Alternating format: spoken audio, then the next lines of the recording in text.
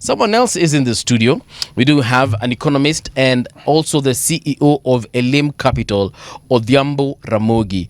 Odhiambo, good morning and welcome back to Radio Generation. Good morning and thank you for having me here. Sisi tuko salama. Today we want to talk about what it will take to transform Kenya's economy. And I find that it will take a lot for us to transform the Kenyan economy. Yeah, that's true. And it will actually take something that we were talking about in the last hour, constitutionalism, yes. I was almost biting my tongue there.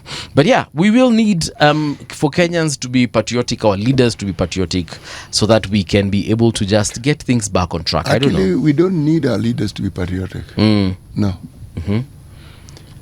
If Kenyans are patriotic, should any one of these Kenyans get elected, they will already be patriotic, even as they are sent to this position of leadership. Okay? Yes. And those who happen to have been in position of leadership and are clearly not patriotic, because we will then understand what are the tenets of this patriotism, then we will know the leaders we need to get rid of. Right. Yeah. Yes, because we will realize these fellows are not reading from the same page as us. Right. Yes. I remember one Kenyan who got to the position of president.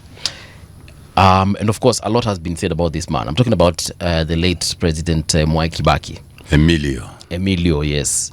Again, a lot has been said and a lot will be said even in future days.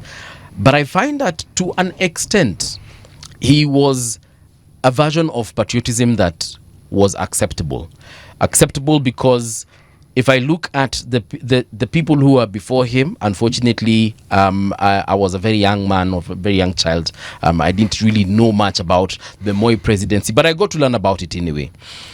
But if I consider what I have heard about previous presidents and previous people in leadership, I feel like President Mwai Kibaki did something. It might not have been what we wanted, but I feel like he did something, and especially on matters to do with our economy. I don't know what you think about that, Ramogi. He definitely did something. He got an economy that was run down. You see, when Moi was in power and the West began becoming uncomfortable with President Moi, the after effect of it is we started losing favor, and there was no grants, there was no loans coming in. And at that time, it was either the US or the UK, the West, in short. There was no alternative in China that we have today. And so the economy struggled from that.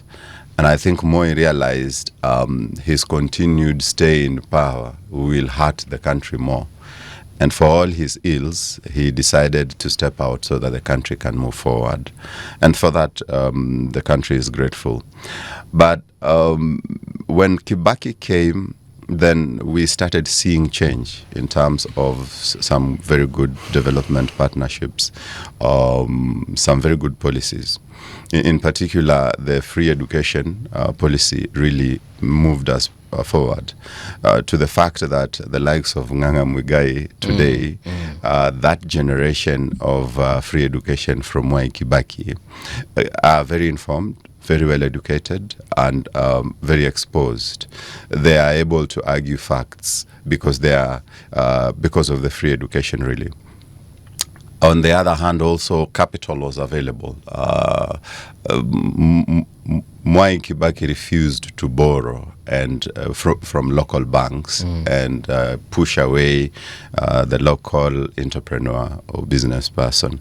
And so I remember when I graduated, my first job was to sell loans because money was in plenty. Plenty, yes. Banks didn't know what to do with that money.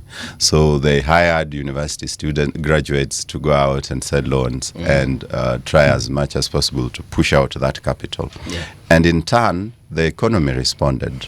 You remember as around 2007, 2006, thereabouts, before the post-election violence, our economy topped 7% growth, and that has been building over time from the time he came in. Yes. So yes, he quite did something. Some of those policies in terms of prudent management of the economy, prudent monetary policy, the free education policy, infrastructure development, contributed in the long end to that 7% that we saw, and subsequent growth even beyond that 7%. Okay. You know, there's everything you say is absolutely true, but I am of this persuasion that in understanding our progress, we must see governments as a continuum.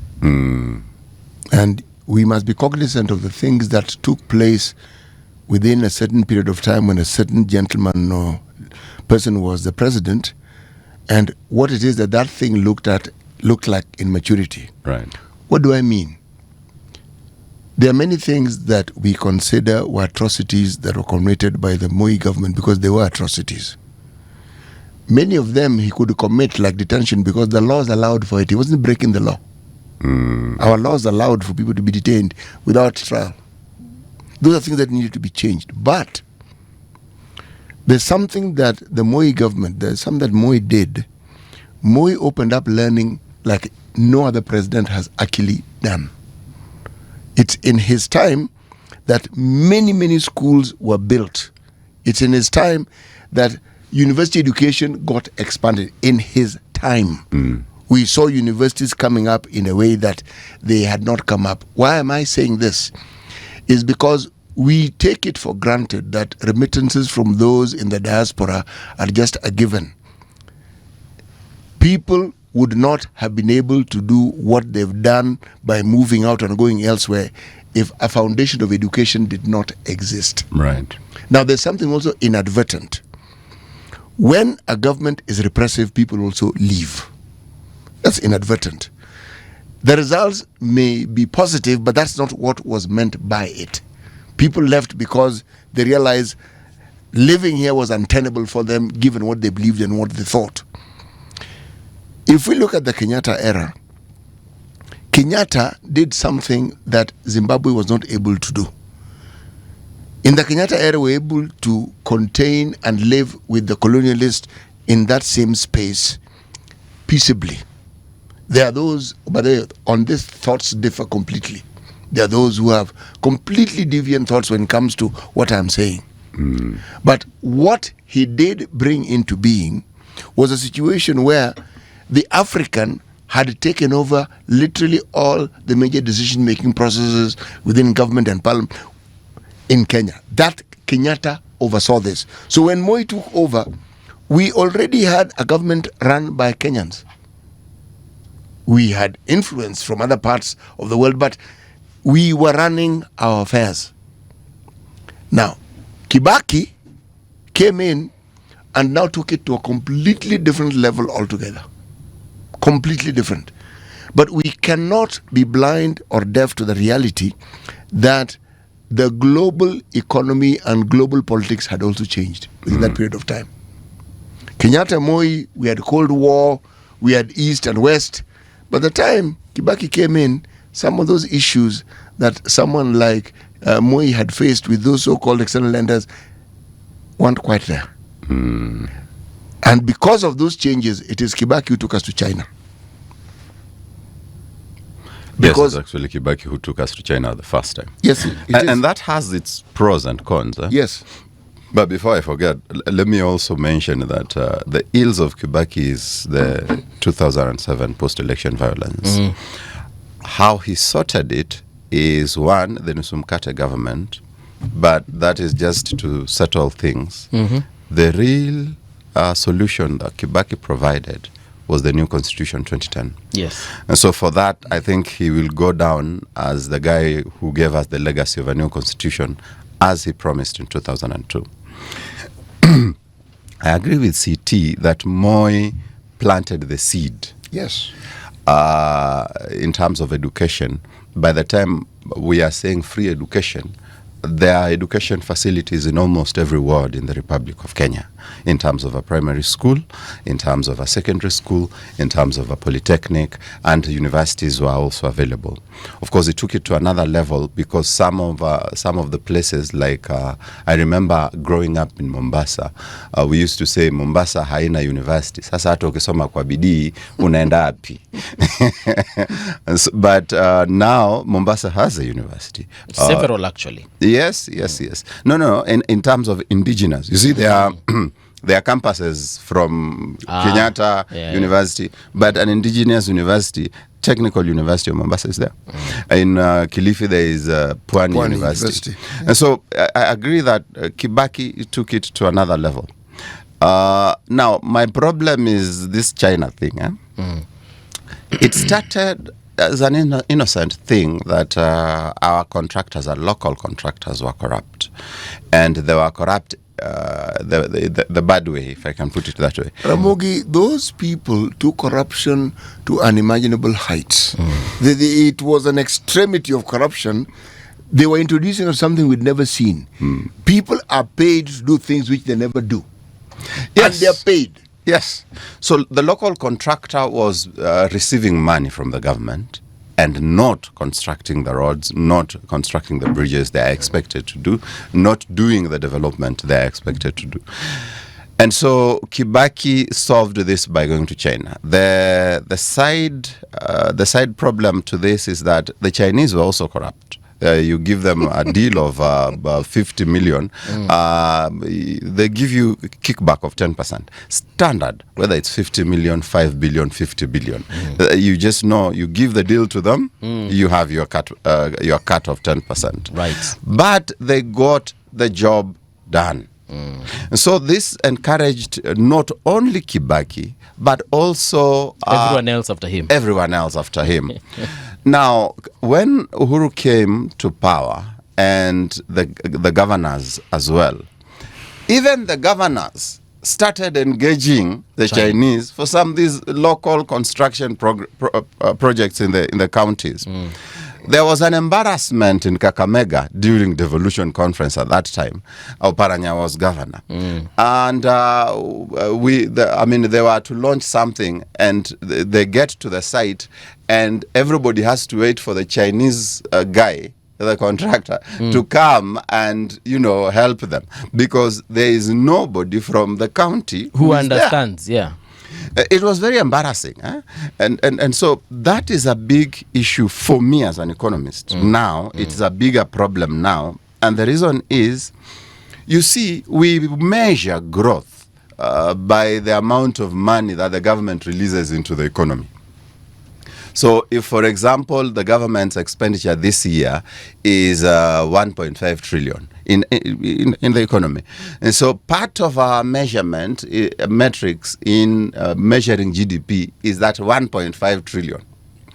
But if this 1.5 trillion, around 0.5 trillion has gone to China, because the Chinese they come with their engineers. They come with their scientists, the researchers. Contractors. They come with their contractors. They come with their staff, technical persons. They come with their equipment. So what do we do as Kenyans? They come even with their cabbages. What we do, is we are the casual laborers. Watu wa mkono. And even that one, they bring their own. And some of it, they bring their own.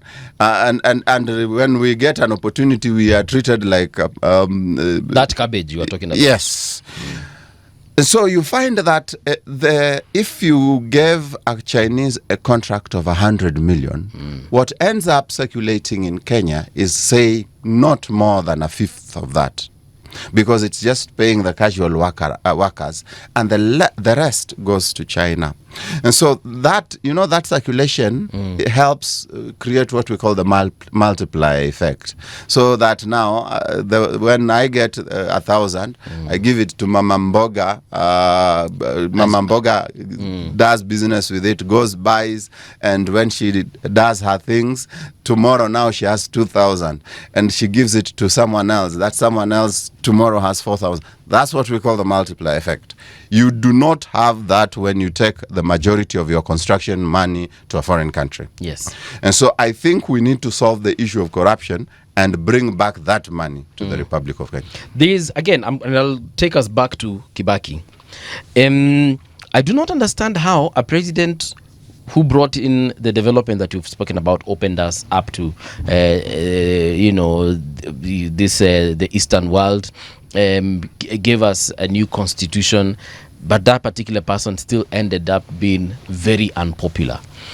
Yet I would think that if CT helps my economic status, I will literally be worshipping at the altar of CT Muga. Who was he unpopular among? Because in 2007, why did we have the kind of situation that we had? I'll tell you why. Right. Inclusion. You see, while Kibaki was a very gifted economist, his train of thought was like a village headman. Because immediately he came to power, there's a cabal of the Kiambu Mafia and Nyeri Mafia that surrounded him, that he was no longer the president of the Republic of Kenya. He was the president of Kikuyus. And this was rather unfortunate because now you start seeing appointments going in one direction. You start seeing government allocation of resources going in one direction. I remember at that time, Murang'a and Nyeri, the allocation for road construction in Murang'a and Nyeri was more than Nyanza and Western combined. And so then you find that because of that, Kenyans were feeling, we all elected you. We all went out and prayed for you to be president. Why are you behaving the way you are?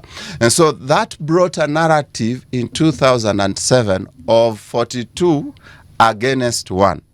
So that then the other Kenyans felt like we are not in part of that. So the point I'm trying to drive is, yes, there was economic growth. But then the people benefiting from that economic growth, the rest of Kenyans felt were only one community. Okay. And I think that was a failure in leadership that he should have handled early, and he failed to do, and 2007 happened. There's a writer, a very well-known Kenyan writer called Machara Gaitho, who at that point in time penned something very interesting. He said, Moi tried to stigmatize the Kikuyu, I'm paraphrasing, for 24 years. Mwai Kibaki has managed to do that in 2 years. And said, Moi failed. Yes. But Mwai Kibaki has succeeded. Why? The 40 against 2 or the 42 against 1, part of the problem began with the individual who was credited with having spearheaded Kibaki's being in power, someone called the late Raila Odinga. This is something that is not spoken of, but in that era, after Raila left KANU with literally all the luminaries who had been in KANU, the Rainbow Coalition, all that thing was formed, the person who was considered at that point in history to be of extreme popularity was this same Raila Odinga. Kibaki was not that popular. Kibaki had made 2 attempts at the presidency. Unfortunately. Yes, and had failed. And this third one didn't seem to be going anywhere. Now again, views differ here. The people who said it was going well, it wasn't. The understanding and the MOU the two had was there was supposed to be a prime minister. And the prime minister was supposed to be Raila Odinga. There were unfortunate statements that are recorded that were made by individuals in that government. Said, but you know, some of these things we were saying because we wanted power, and they didn't get power. What then happened? Raila Odinga left that government. When he left that government, he went directly into the opposition. And the opposition politics really heated up at that particular point in time.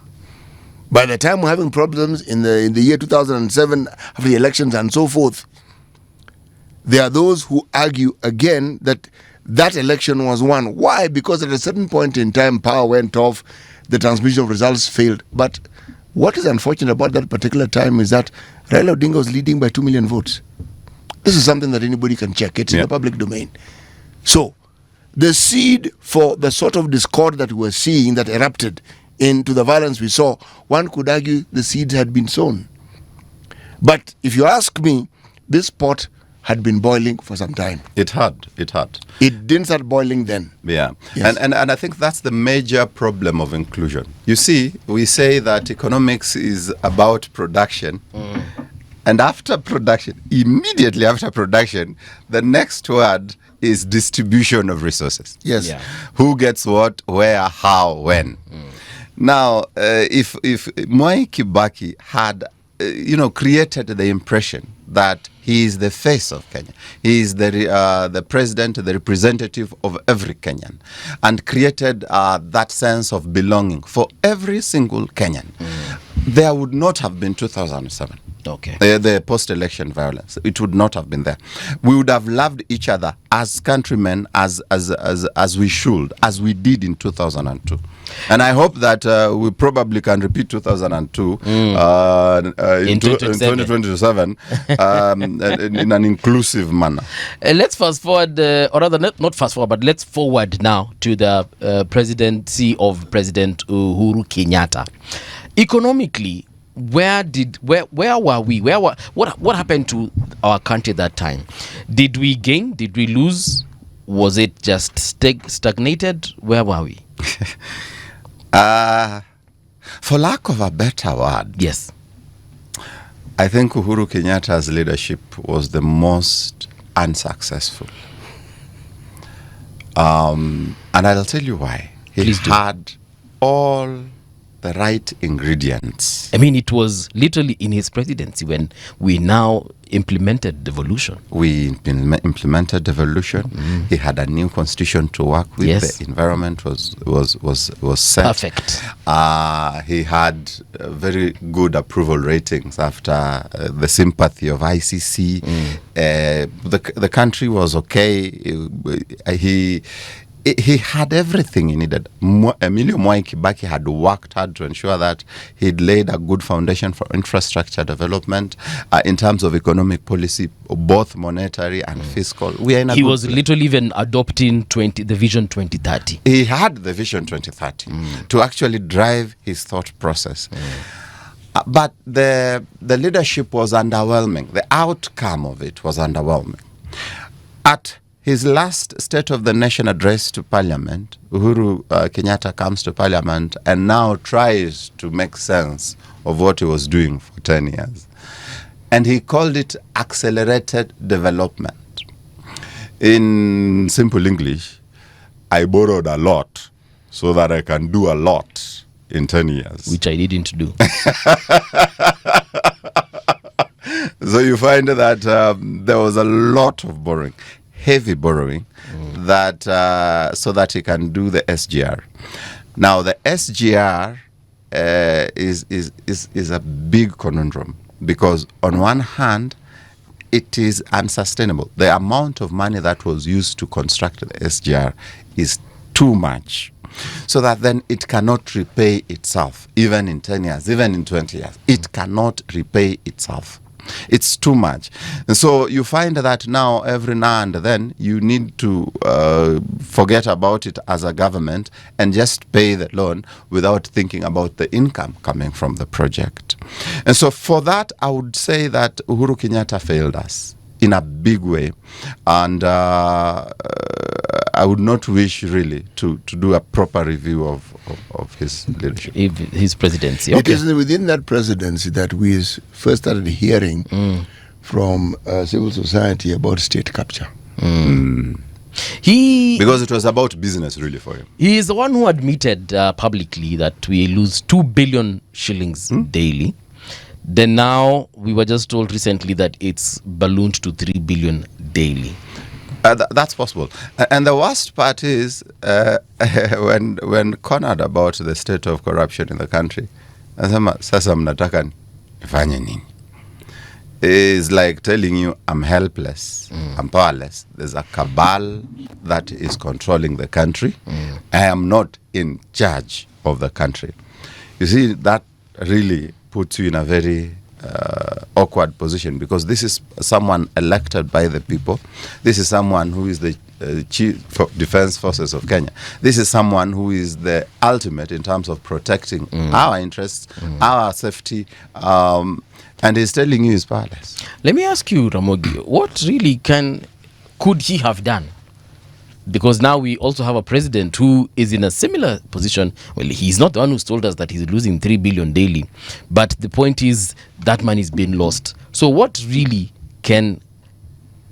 could he have done? Let's start with President Uhuru. Bwana, now you want me to go back to where Muigai left. The reason I'm asking is because had he done something at that particular time, if he had the powers, then perhaps we wouldn't be losing 3 billion shillings daily today. Actually, we wouldn't be losing anything. But because it started there, the leakage started there. Wahenga walisema usipoziba ufa utajenga ukuta. Right. No, the leakage didn't start there. The leakage started earlier. At the very least, we know that at that time, there was a leakage of 2 billion. It only matured.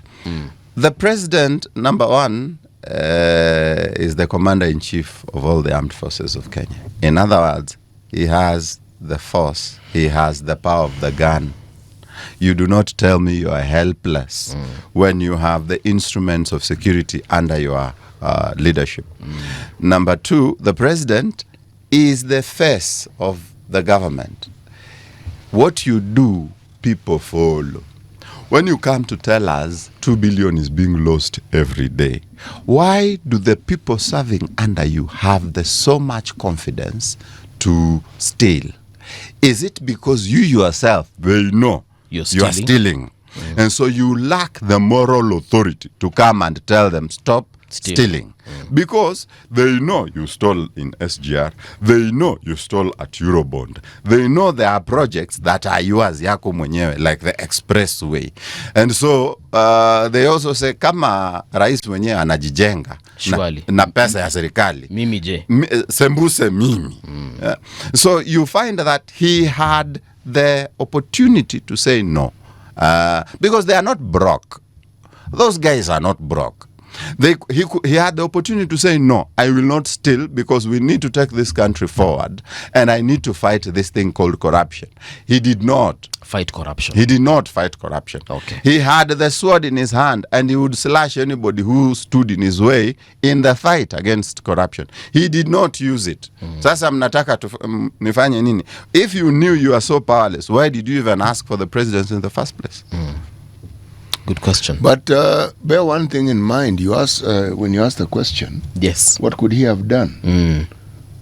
He took over from a president who had guaranteed that he borrowed as little as possible, and that we relied on what we ourselves had as much as possible.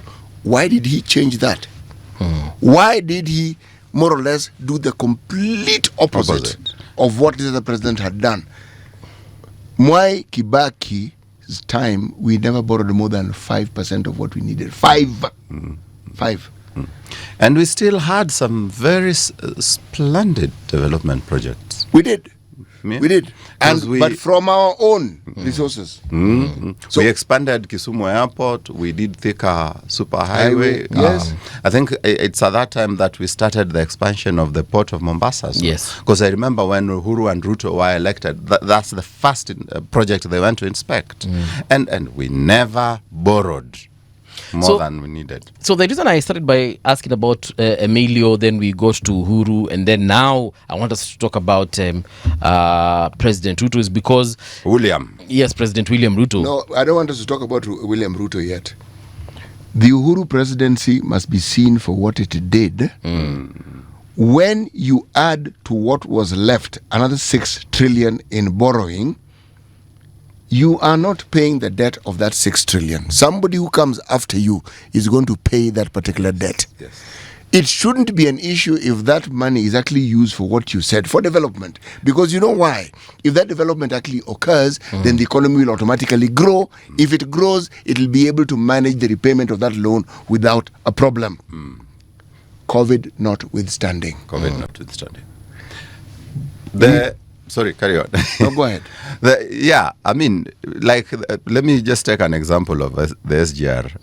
Allow me to go back there. It's a pain point for me because it's a fight I did.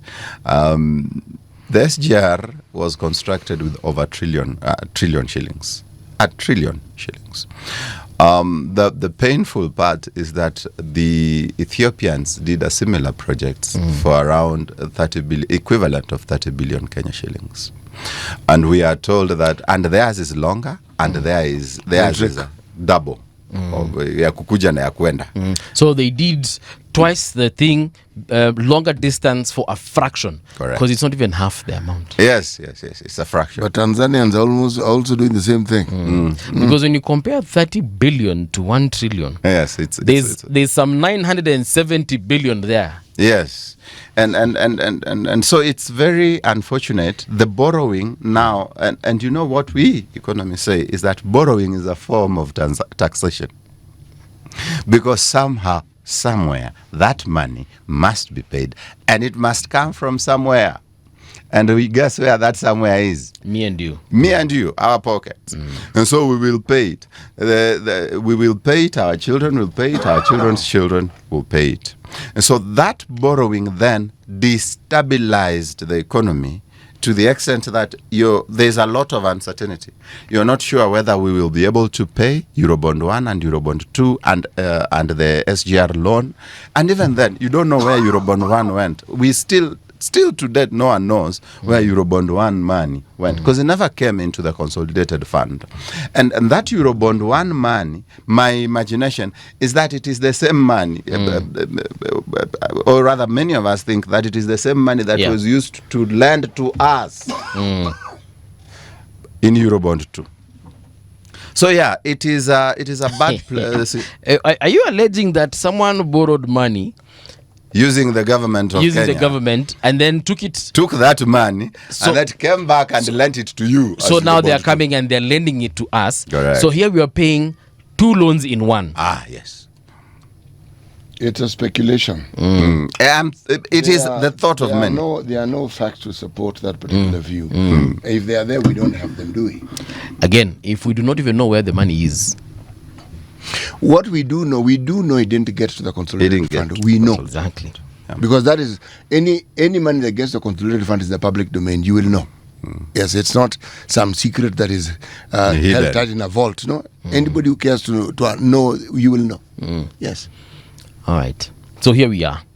I hope he has answered you in regards to this something. No, I wasn't asking a question. You were just contributing. You were just contributing to what I was saying. And the reason why I was saying this is you need to look at the exponential nature of the way the Uhuru and then now the Ruto government are borrowing. I was coming back to where you had wanted us to get. Yeah. Because, look, Kibaki leaves with a debt of what was it, 1.7 trillion? Close to 2. Okay? By the time Uhuru leaves, we're at what? 8. And this government, we're being told, has borrowed what? 4 trillion? Already. It's like a trillion. It's no longer a trillion a year. It's more than a trillion a year. Yeah, so this is where we are. Now, looking at the KK government, there are certain things that are currently being done. For example, we are trying to digitize everything. So right now, many government projects can be accessed and paid through e-Citizen, for example, from your license to even some taxes. We are also trying to do procurement digitally. I don't know how far that thing is, such that all government tenders can go through the electronic government procurement whatever system. Now, looking at some of those things that the president has managed to do in the last 3 years, will they help us curb some of these loopholes that have enabled the wastage and the corruption? You see, if we were using technology to increase efficiency, eliminate wastage, and just make work easier for Mwananchi, I would say most definitely.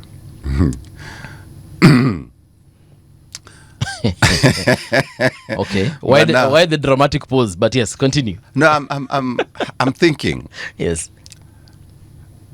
Anytime I have to do business with e-Citizen, there's an amount I'm paying above and beyond the statutory amount I am required to pay. They call it facility fee of around 50 shillings. Yes. I hear in a year it's translating to over 20 billion. It's actually called convenience fee. Convenience fee. Yes. Now, why? Why am I being used? Why am I being used as a product for someone to make money on the website? Is it that the government of Kenya was not able to get one or two people in its staff base to make for us a website that we can use and just pay the tax? Why should we pay this? So my point is, you get the feeling, in the end, you get the feeling that the technology is not being used to make it convenient or help you as mwananchi. It is being used kukutoanisha, to Extort you. To extort you. So for me, that is a bigger problem. Technology, at any given time, innovation drives economic growth.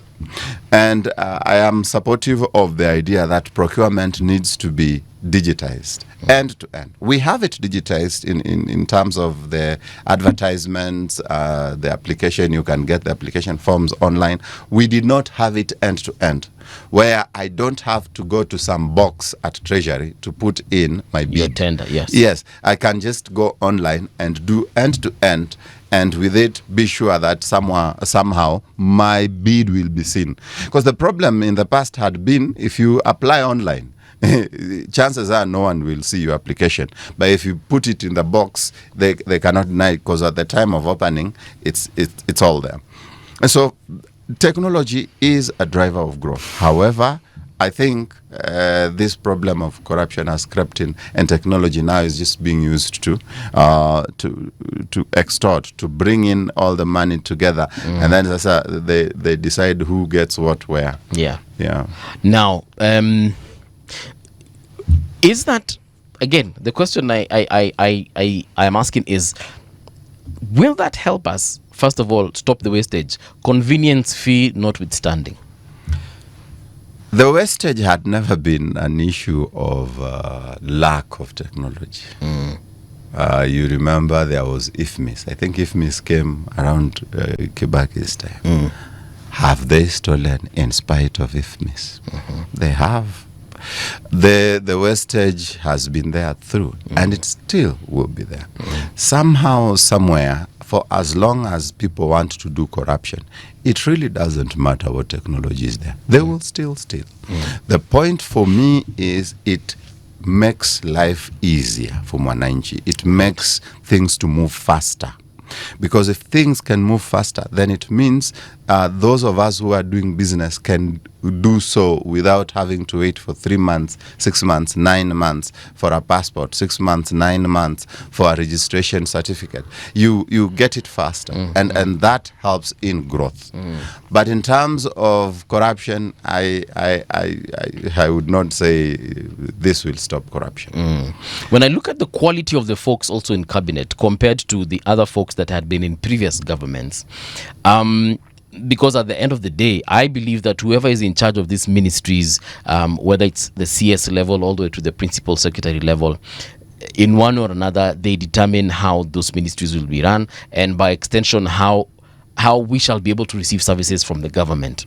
Now, if I look at the appointments in the current government, I'll be very honest, they do not inspire confidence. A lot of the people put in those positions, I don't feel like they are qualified enough, or perhaps they should have been somewhere else. But from an economic... But I fear you are looking at it from a point of view, think the person appointing wants growth or development. But that should be the point. It should be the point. Yes. It is not. We have been shown over and over that it is not about Mwananchi. Mwananchi went to the streets last year saying, remove these guys. Were they removed? Mwananchi went to the streets and said, we want some new faces. Did you see new faces? The Mwananchi is not the There are factor. some new faces. Nah. but let me tell you, Yes. I realized my time is almost ending. No, we have a lot of time together here. Okay. Don't be in a rush. Let me tell you, the matter as it is right now, somewhere someone is looking for re-election. Those faces you see are people who are supposed to help the president to be re-elected. They are not to help you to make your economy better. They are not to help you to make your business better. No. And so I fear that you might be disappointed. Yes. And let me point out, there is a speech made by Cabinet Secretary Ruku that needs to be condemned. I saw it yesterday. Cabinet Secretary Ruku goes to Mount Kenya and says that ile development watu wa Nyeri Murang'a wanapata, sisi pia tunahitaji, tumeachwa nyuma, marginalized. There's a dangerous narrative that is being peddled by the president's political class, which is divide and rule. Right. I fear that is a very dangerous place to be. We are preparing people for a fight. In Lowland, I have had stories of the watu ya Homa Bay South na watu ya North. In Mount Kenya East now, I'm seeing a cabinet secretary going to tell the people that watu wa Mount Kenya East na watu wa Mount Kenya West, all of a sudden, where is that from? Just to get elected. This is a cabinet secretary who is supposed to be neutral politically, or starting to divide people like that. In Tana River, I have already heard the Pokomos and the Oromos are being separated. I think that's a very dangerous narrative coming from a cabinet secretary. There's a comment here. Yes. Hated. I agree with you. So, DK says Chinese companies continue to win large PPP concessions, 28-year toll rights after 2027 completion, indicating long-term commitment rather than exit. First of all, any comments in regards to that? We allow these developers to come develop this then for a very long time, perhaps. Is that a model that even works outside Africa, first of all? It's a risky model because it means, assuming, for example, our construction budget is around 300 billion every year, assuming, it could be higher. Now, in 10 years, that's 3 trillion. In 20 years, that's 6 trillion. There is opportunity cost of that money going elsewhere. Because assuming then it was happening here, 6 trillion at a multiplier of 4, that's around 24 trillion, just circulating. Yeah. You know, that's like almost double our GDP as it is now. Because our GDP right now is around 13 trillion. That's how serious that is.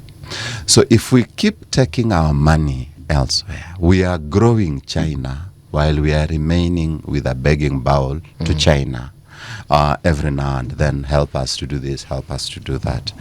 It's a very dangerous place to be. And it is driven by the need for kickbacks. Because people in power want that 10%. And they do not want to build capacity locally and say, okay, we have engineers. I saw some engineer in Kisumu commit suicide. We have engineers that have capacity.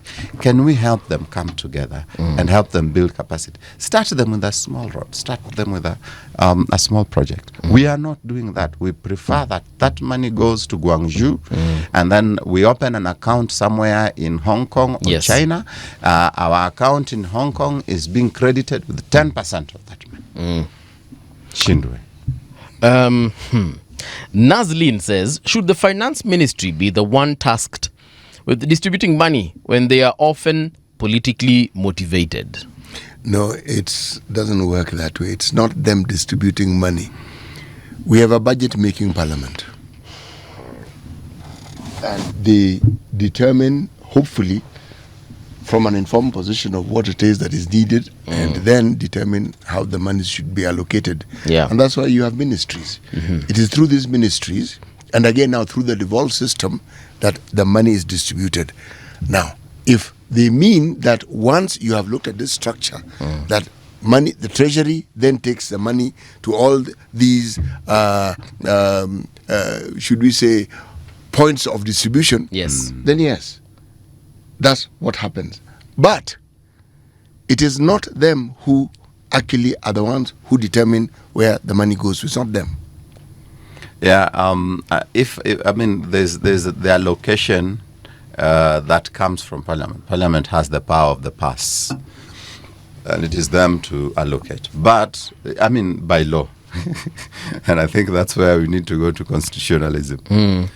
There's a history that Treasury used to come up with the expenditure framework and give it to Parliament, and then Parliament approves. In many instances during the tenure of Moi and Kibaki, really, what Treasury submitted to Parliament was approved as is. The new constitution declares that the power of the purse is with Parliament, and so Treasury gives suggestions to Parliament or proposals. Then Parliament interrogates those proposals, does public participation. Hopefully. And then now approves, amends, approves as is or amends, or can even come up with a totally new new framework. But the standing orders still restrict Parliament, because the standing orders say that Parliament can only amend or edit that proposal up to 30%. So you see, by law, what CT is saying is the ideal.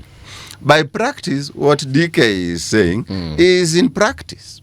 So that then it is Treasury who determines what goes where, how, as opposed to a representative organ like Parliament that has everybody, that now can say, apana, this year, consider this road as well, consider this project as well. And so there is a disparity there. Are you suggesting that Parliament is a rubber stamp?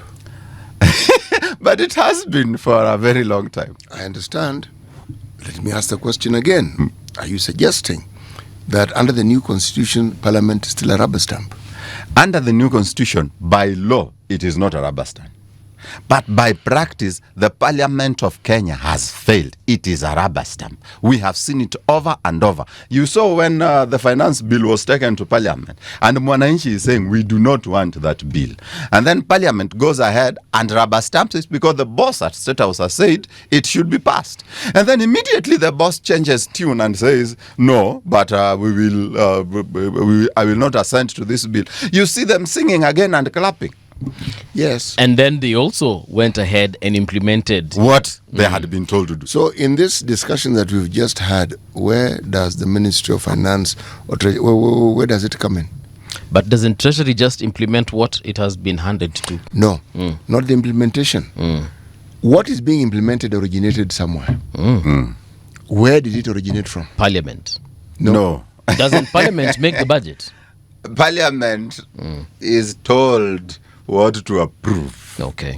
Sadly, in this setup, in the system as we have it right now. Parliament agrees, sells their birthright, which is the delegated power that we give them. The point I'm trying to make is, does Parliament have the power to reject or to put across what they consider to be an appropriate budget? That's what I'm asking. Yes, they have. Yes. By law. But Okay. at least by the constitution. They by have the power. Yes. But they do not. But they do not. They have a standing order that tells them, okay, you can only say up to 30%. You can only change up to 30%. One. Two, they have the power to reject that finance bill and tell the cabinet secretary, kuja na ingine hii, or that budget, and tell the appropriations bill and tell the cabinet secretary, kuja na ingine. But they hardly do. In practice, they just, yes, yes, sir. So that's the problem. To answer the question he asked is about origination. Treasury is the coordinating ministry. All these parastatals and ministries and agencies submit their proposed budgets to Treasury. Yes. Then Treasury collates all those budgets into one budget, what we call the appropriations bill. And then Treasury has to think, where are we going to get money? to finance this budget. So Treasury now talks about the finance bill of how to finance it, whether it's through borrowing or other sources or through taxes. And then Treasury submits these proposals to Parliament. We call them the two budget laws, the Appropriations Act and the Finance Bill, the Appropriations Bill and the Finance Bill. And then now Parliament is supposed to interrogate and say this is good, this is not. And then after that, even come to Mwananchi and ask, what do you think of these proposals? So that it is clear they are acting on behalf of Mwananchi. Yes. Parliament never does that. So Parliament just goes ahead and approves and says, ile yote wamesema, sisi tutafanya. Okay. Kabla niingie katika maswala nyeti, hapa kuna comment Ramogi. So DK again is back and DK is saying, virtually every mega scheme Uhuru government launched, from Eurobonds and SGR to laptops, dams and affordable housing, is now either idle, incomplete, or the subject of unresolved graft inquiries. Yeah, what would you say about that statement? I think Uhuru was a bit ambitious, so that then he took many projects simultaneously. Yes.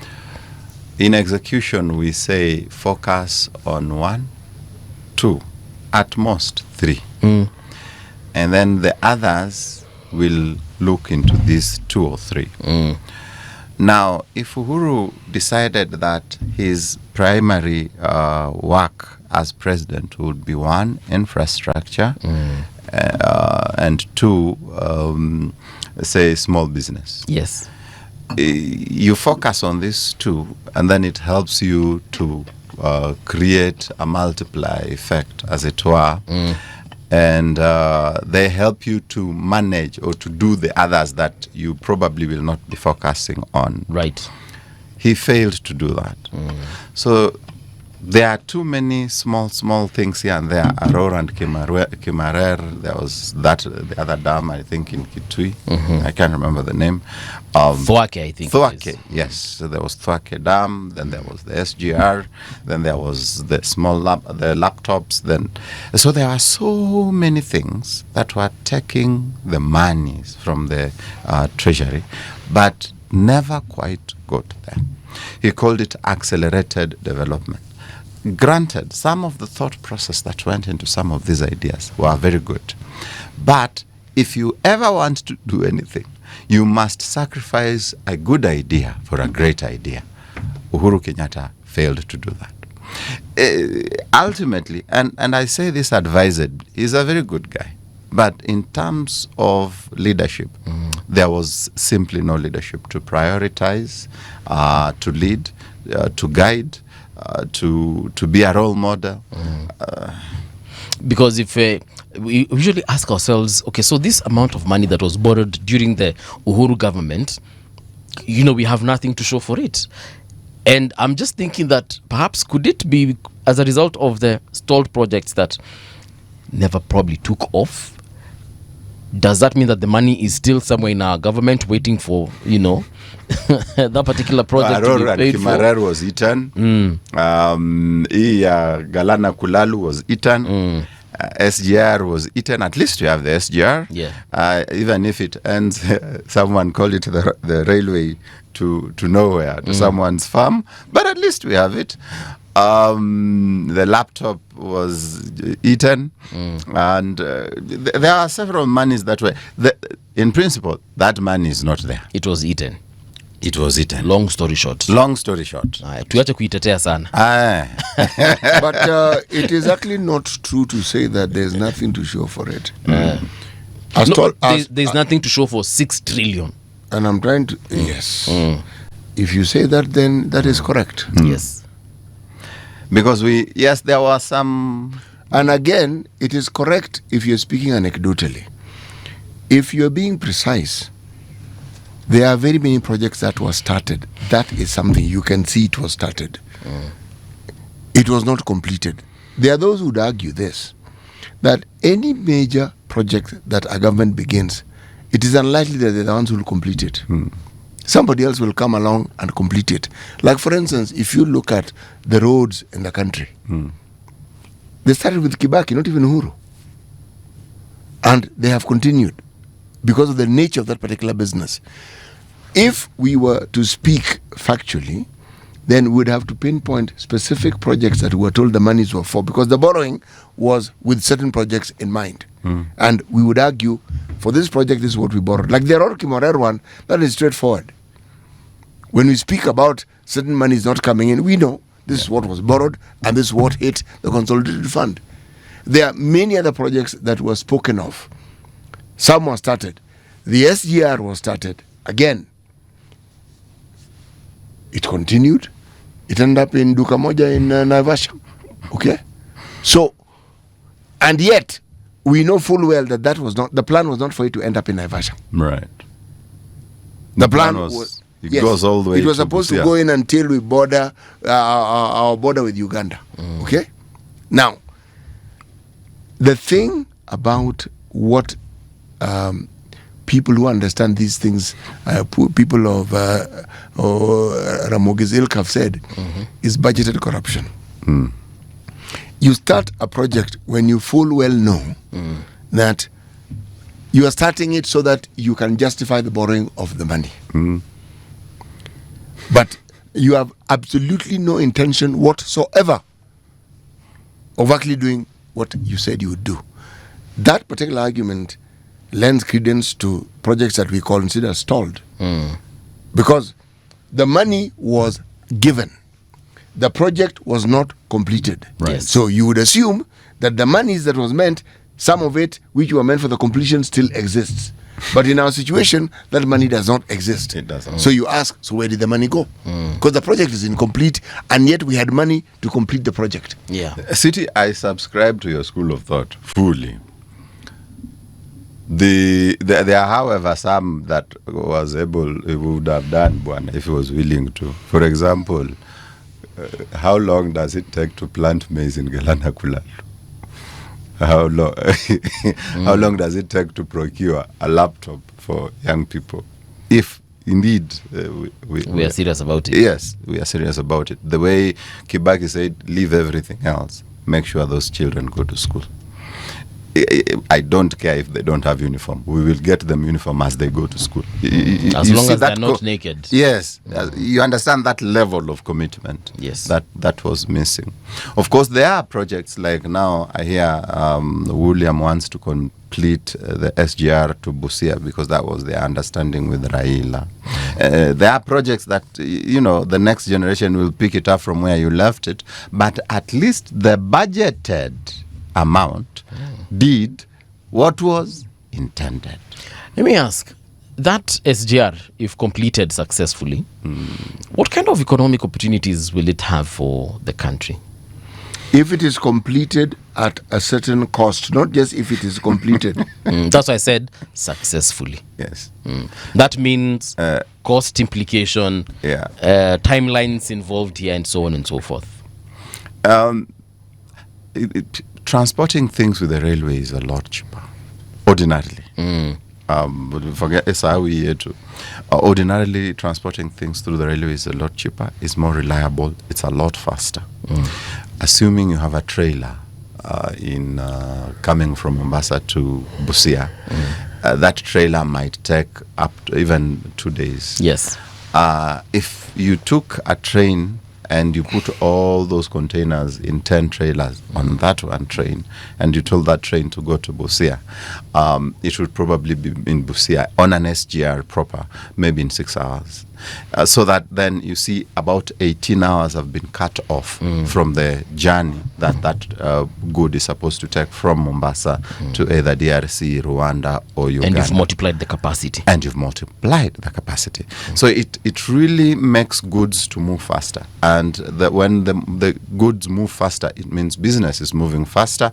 And it means then that we are able to generate or produce a lot more at a certain given time. Because time is a resource. And you can produce more. If you can produce more in a year, that means you are doing a lot better than you would. So yes, it would open up a lot of opportunities in terms of movement.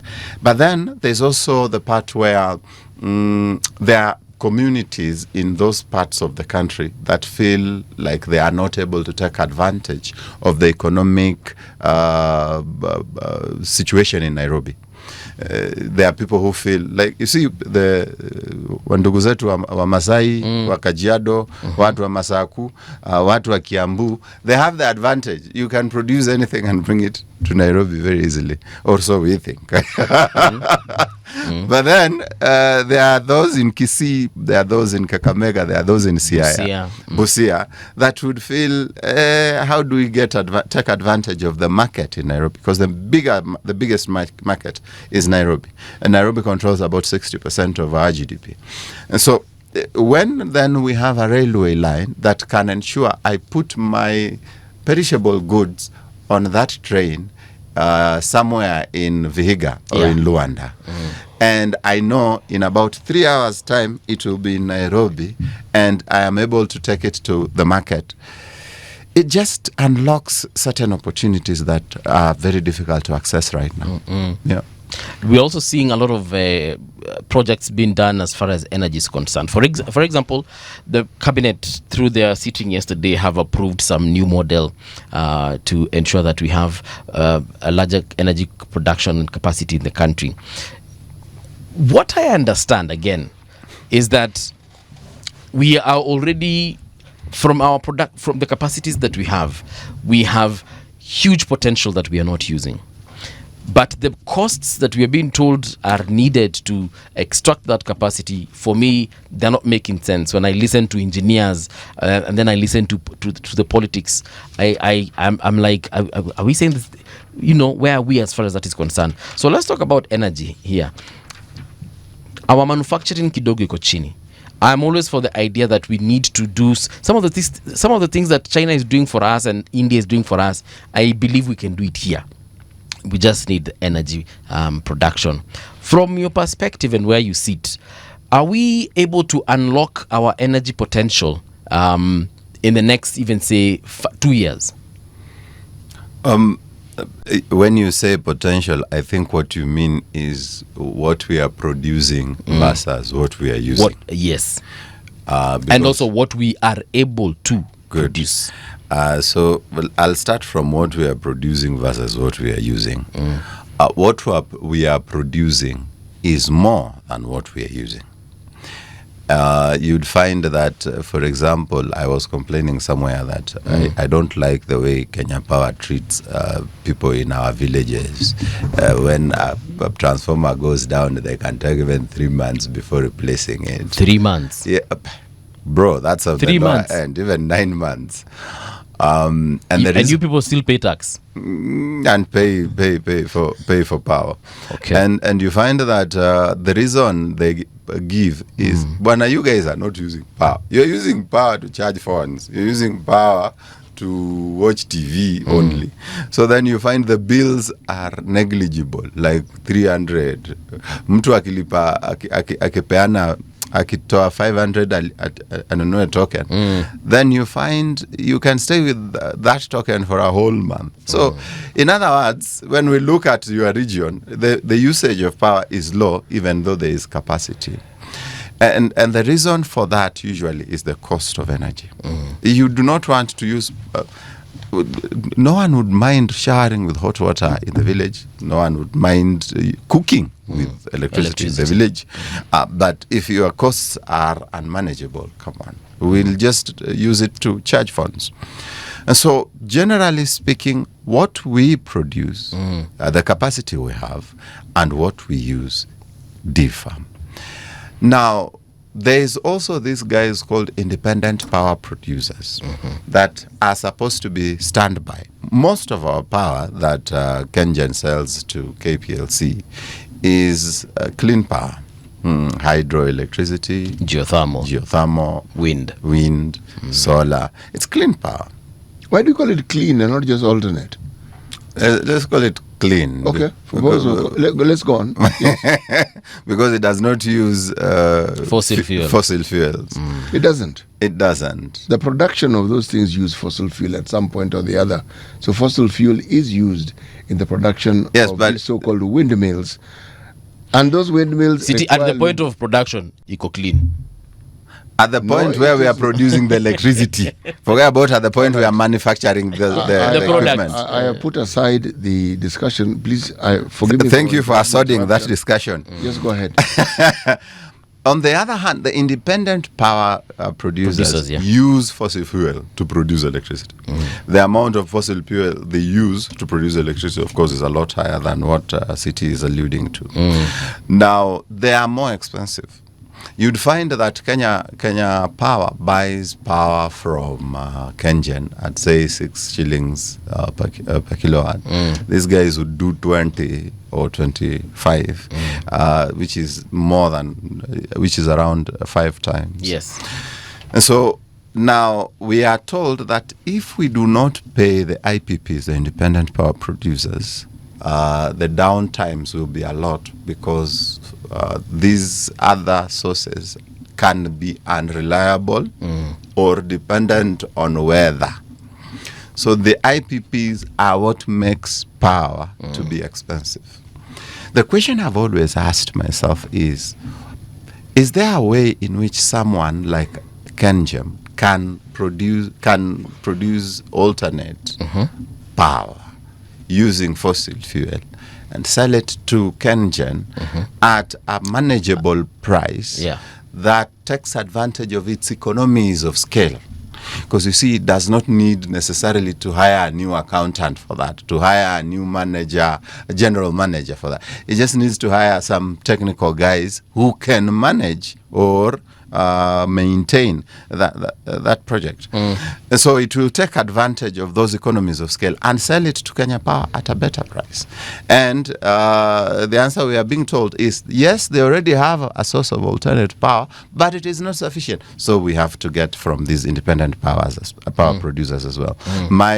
Of course, the answer to that would be increased capacity. But my observation is, of course, there are people in power that have interests in the IEPPs. So that has to continue. For me, the cost of energy must come down. It doesn't matter if you bring the capacity to 10 megawatts from where we are at 2 or 3. That cost must come down. Because if it doesn't come down, however high the capacity is, we will still use electricity to charge phones. We will still use electricity to light our homes. And that's it. Manufacturers will be afraid to manufacture using your electricity because the costs are manageable. At the end of the day, the discussion about energy is not whether we have sufficient energy or not, is whether the cost of our energy is okay, sustainable, manageable or not. Now, this separate issue of manufacturing, which unfortunately is tied to energy, but let's forget energy for a minute and focus on the manufacturing alone. Our capacity to manufacture, let's even talk about just pharmaceuticals. We import a lot of medicine from places like India because I actually don't know why. There was an executive, I think I had, it's a lady, she was talking I think it was last year, it was the end of last year, saying that they would like to try and start manufacturing some of the drugs within the country so that they can bring the costs much lower than they are currently. And that is just one industry we're looking at, pharmaceutical manufacturing. And we have other kinds of manufacturing we can look at. And I feel like we are underusing that capacity, because if it's the engineers, we have them. Tunashinanga tukigraduate from Kenyatta University of Nairobi, JKUAT, Malindi, huko kote ma engineers. And the graduation pictures are very good. Exactly. Very nice. But where are all these engineers going to? Kenyan Power. Now I think we can have the Where are all these professionals going to? Now I think we can have the conversation about what will it take for Kenya to grow economically. Exactly. Economic production or economics is about production and distribution, as I had mentioned. Now, under production, I'm sure you'll remember your business education. I'm assuming you are an 844 guy. You're not a CBE guy. 844 kabisa. Under 844, there was business education. Yes, there was. We used to sing that there are 4 factors of production. Capital, labor, entrepreneurship, land. Of course, later on, they added technology. As an economist, Yes. these 5 can be reduced to only two: capital and labor. Every economic theory is surrounding these 2 because technology and innovation Yes. is part and parcel of capital. It's a unique form of capital, but it is capital. Entrepreneurship is part and parcel of labor. It's a unique way of labor, but it's labor. Now, if you are to grow, it means then that you have to look at these 2 for you to have economic growth. You look at them nicely, you have the desired outcome. So, let's start with labor. For you to ensure that labor is important or generates growth, number 1, you train. Let's start it even as early as you educate, free education. Then you train. You equip them with the right skills.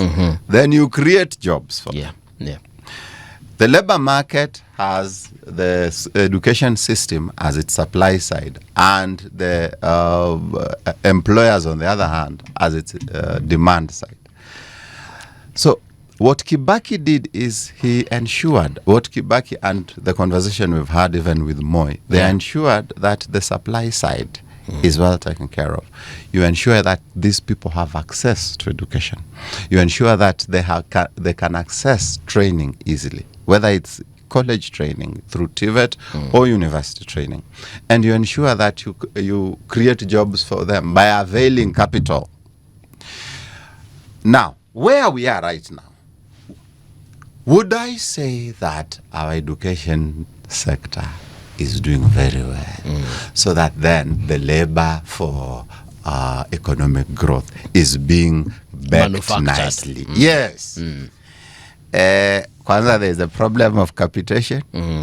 There is always drama in education system. Secondly, you sit university students in a room and you ask them, are you able to access education? Because access is, I am able to pay for it.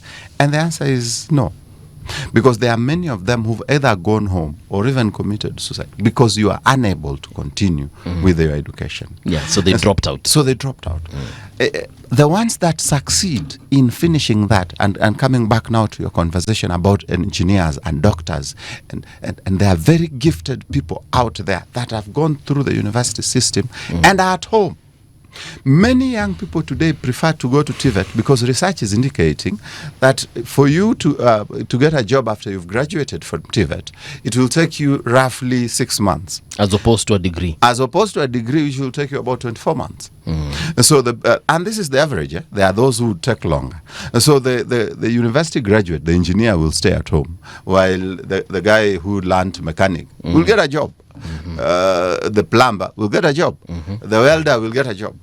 And so many people are preferring not to go to university, rather to go to the TVET. Okay. Because the TVET will assure you at least there's an opportunity. Na kama hakuna, fungue kakibanda kioski yako and you continue with your life. Hautakosa mtu anataka kutengenezewa stima. Yes. Choo yake imeblock. Yes. And all these other things. And even this construction, hautakosa tu mahali, you can just go and say, I can help you, I am a plumber. So that is the crisis we have right now. You know that there will be no development or economic growth when the labor is not being utilized. We usually think that increase in population is equivalent to increase in labor. No. You must convert this population into labor by training and engage that labor in the productive economy. Right. And that will bring you the desired results. Now, on the other hand is capital. Now, when we talk about capital, the real thing is, one, am I able to invest my money, access capital and invest that capital?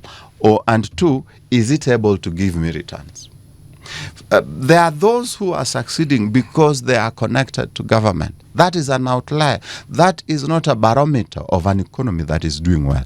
At the basic point, you wewe kama individual, are you able to invest your money somewhere and somehow, first of all, access that capital? Yes. And you access that capital from a bank, you access that capital from your savings and from the savings of some of your friends, because you can pool your resources together. And then after accessing that capital, are you able to put it somewhere and it can grow and give you returns? Now, let's now do an analysis of where the capital situation is right now. First, you guys don't have savings, you middle class. Yeah. You don't have savings because you are being taxed, because the dependency rate is high, because apart from paying taxes, you still have to pay for some services. Like, you see, you still have to pay for education of your children in a private school because you're not so sure about this other school. You still have to pay for high maintenance for your car because the roads kidogo. You see, now, because of that, you don't have savings. Now, that means you have to go to a bank and borrow. When you go to the bank to borrow, there's something called crowding out.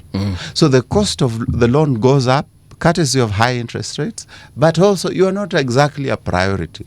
So we can look at you and do a risk analysis of you and say, why take our money and risk giving it to CT while we can actually just give it to the government?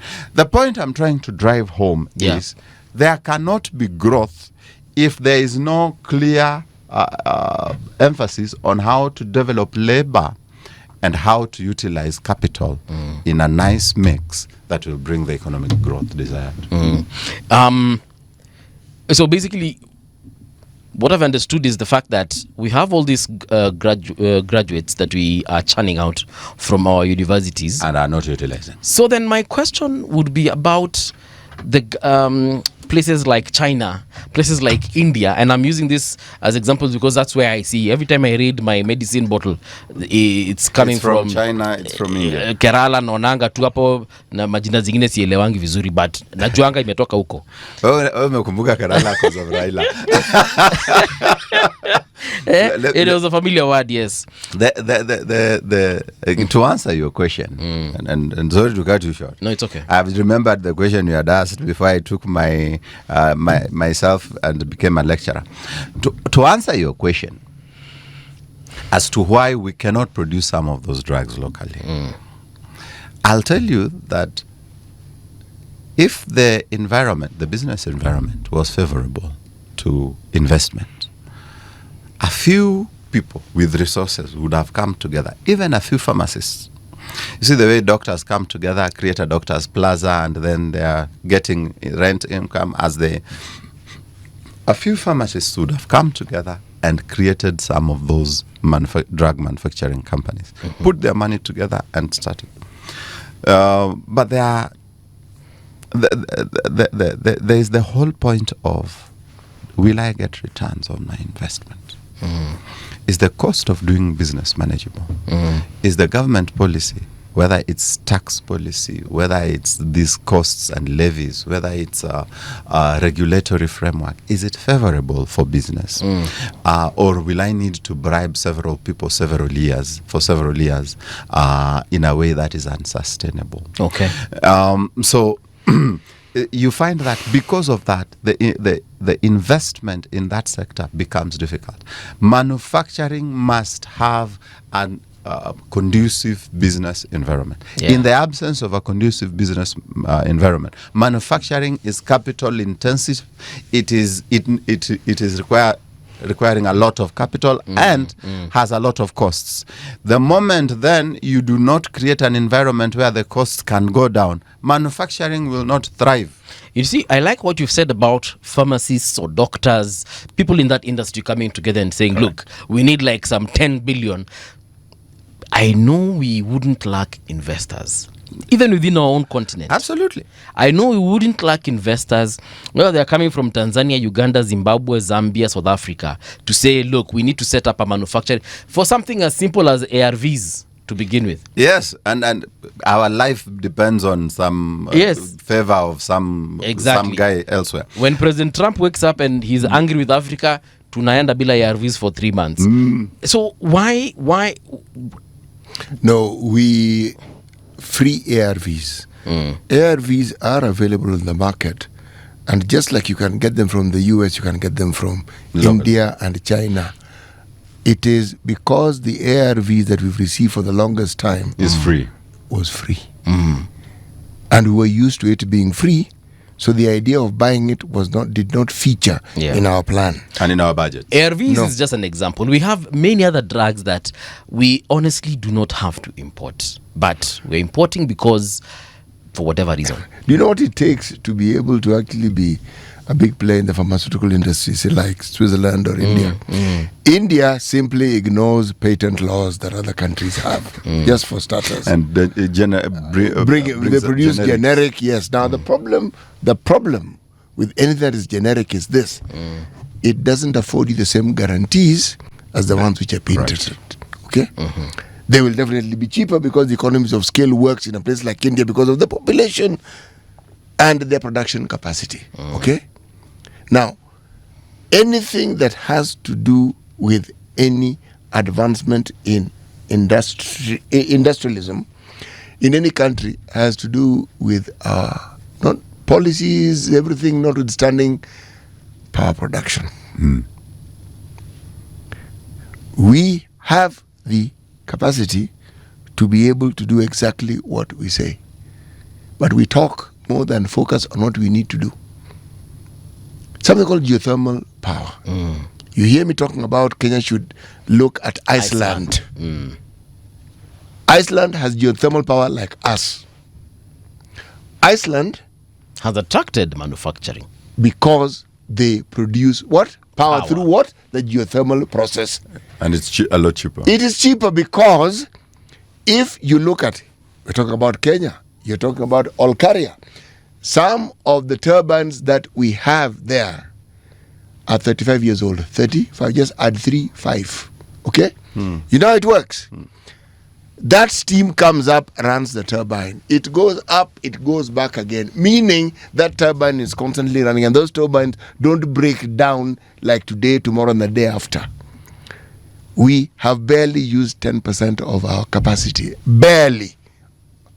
Geothermal power. Now, people who are willing to invest in geothermal power exist. Absolutely. So the question is the will taken into consideration, the actual intent of actually wanting us to industrialize taken into account. We don't need to look for geothermal power. We actually have it. We just need to tap it. So anything that we look at, anything that we want to, that you gentlemen were referring to as green, this country has all those ecosystems within which all these things can actually work. Yes. And these PPPs we keep talking about, they are people who would willingly invest. Our installed capacity right now for electricity surpasses our usage, even at peak hours. Even Kenyans themselves, watu tunaitanga watu wa bodaboda na mama mboga, they would be willing to invest in something that can actually bring returns. The same way we have invested in other Kenyan companies, Safaricom, Kenya breweries and whatnot. The great Renaissance Dam in Ethiopia was built in such a manner. Like Ethiopians built gotten it from the public. Yes, they did. Hiyo si deni ya mtu. They crowdfunded that thing. Yes. Interesting. So there are people who came in to help, yes, but it was predominantly their money. All I'm saying is, I personally find it very tiresome when I hear people whom we have elected and who are supposed to work for us telling us stories about the things that we ought to do in the future, when actually we can start now. The blueprint for doing it exists. We have the wherewithal, and that isn't being mentioned in the conversation. So you wonder, do we really intend to do the things we say we want to do? Actually, Big Daddy Cool has an answer here for us. This is Big Daddy, yes, Big Daddy Cool. Amesema, movie, I like your line of thought on manufacturing, but what you forget is the importation of all these things, e.g. medicine, is someone's cash cow. So to answer your question, do they really intend to, if they are getting that kickback you were talking about from places like China, right? 10%, you know, that's actually it's a great deal amount of money. I'm assured, like after every quarter kuna pesa mzuri ka 10%. and you know, that is why even the sugar sector cannot be sorted, because if you can bring 2 million bags of sugar at a go, and let's assume you get 2,000 per bag, that's 4 billion imeingia tu hivi Rosafi. And then now someone is telling you, we need to fix the local sugar sector so that farmers can benefit. Yet he's getting 4 billion. Yet he's getting 4 billion at a blink. Or even now, for example, the maize sector. We have capacity to produce more maize. The coast has capacity to produce maize. It's underutilized.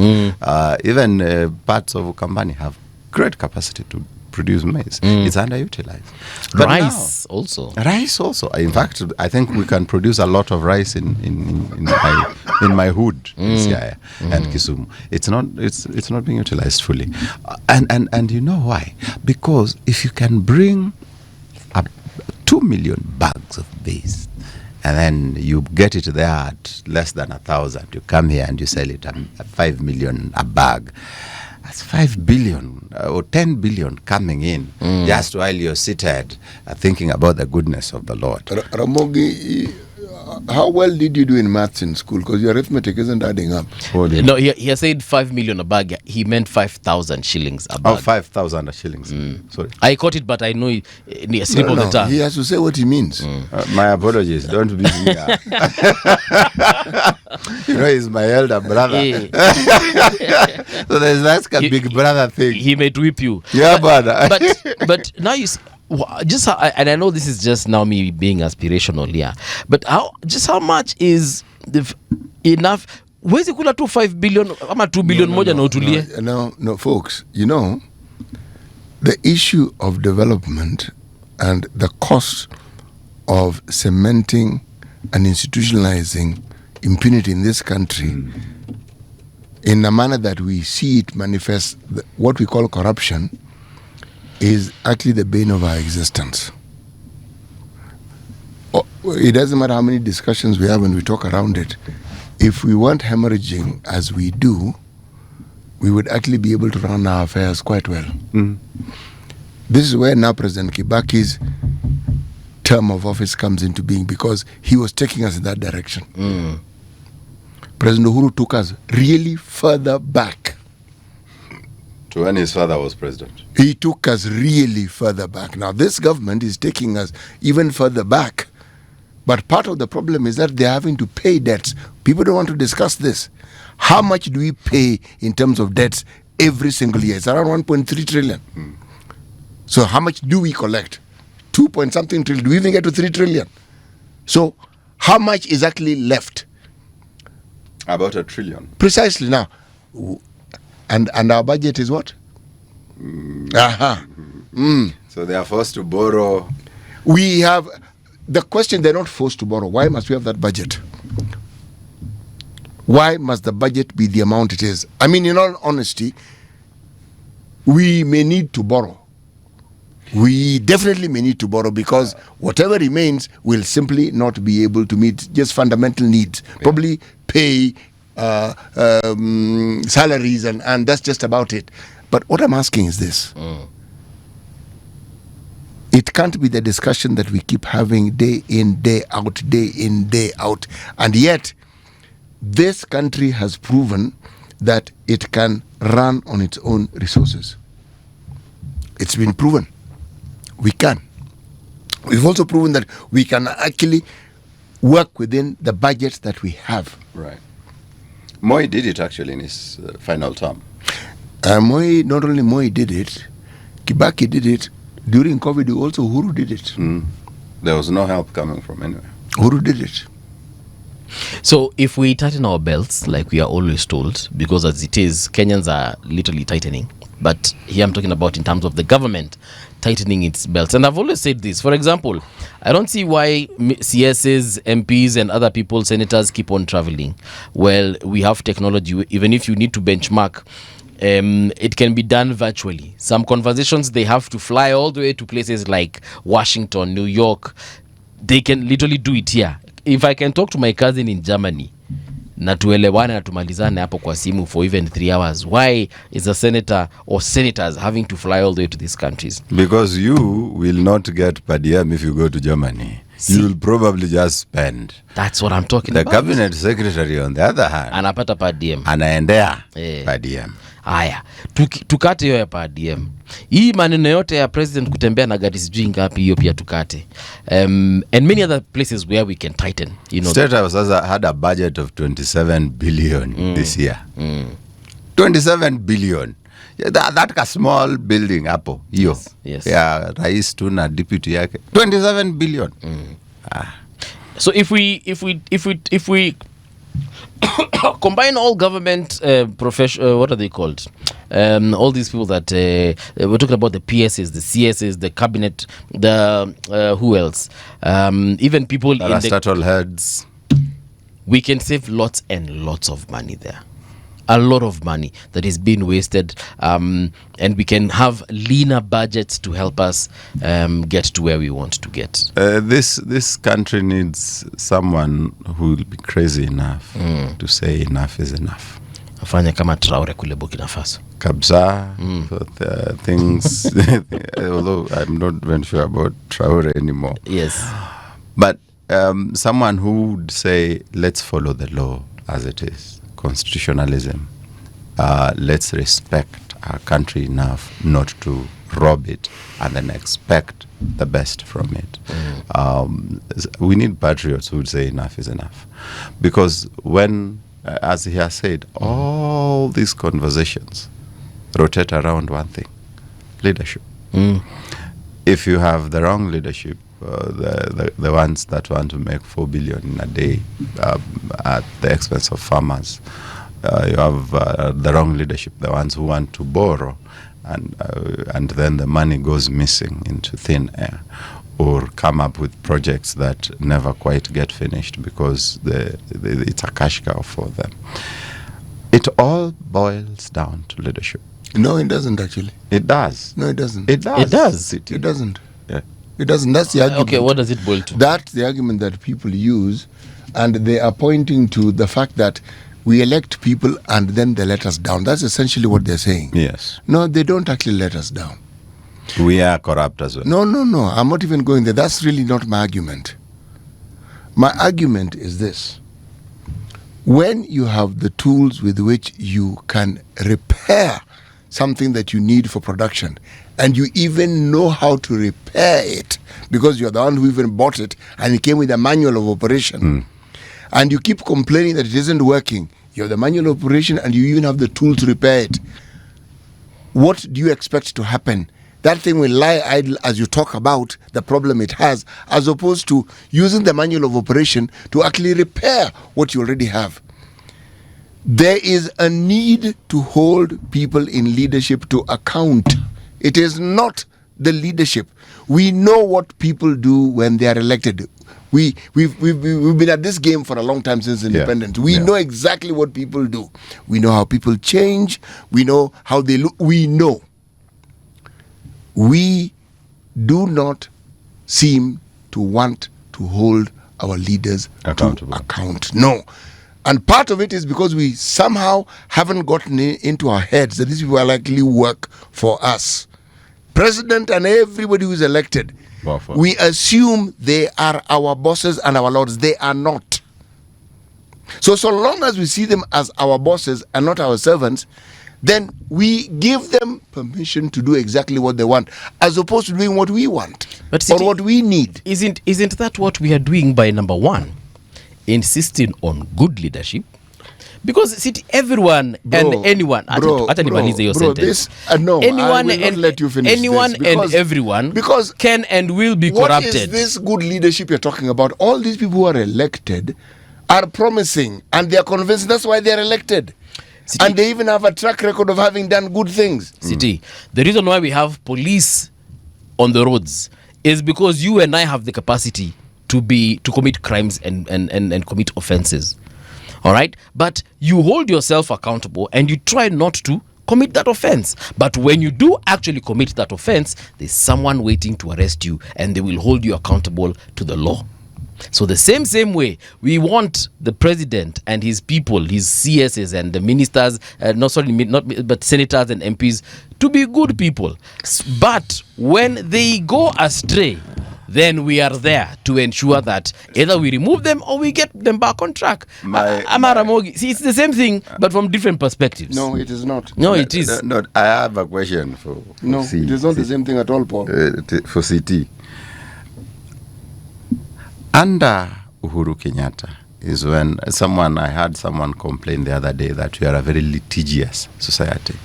We go to court over everything. And we complain over everything the government is trying to do. Under Uhuru Kenyatta, I remember they used to go to court. Court would rule in disfavor of the government, and the president would still do what he wanted to do, and in spite of the court order. So then there is accountability framework. It has been followed. The law has been followed to seek accountability. We have spoken against it, but someone would still go against it and do what he wants. Would you still say that there is a lacking of accountability, or what you mean is the masses would still celebrate this guy even though he's...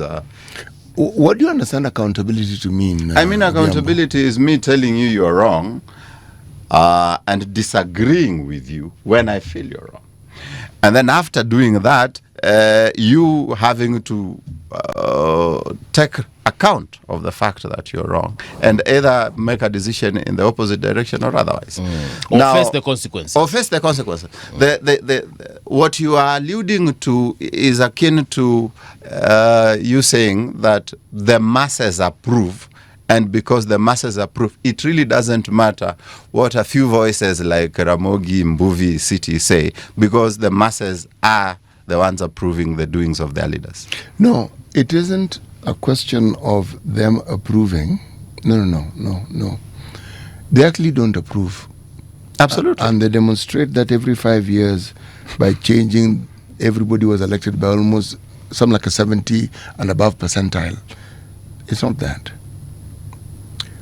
Holding people to account and understanding what leadership is and what it represents.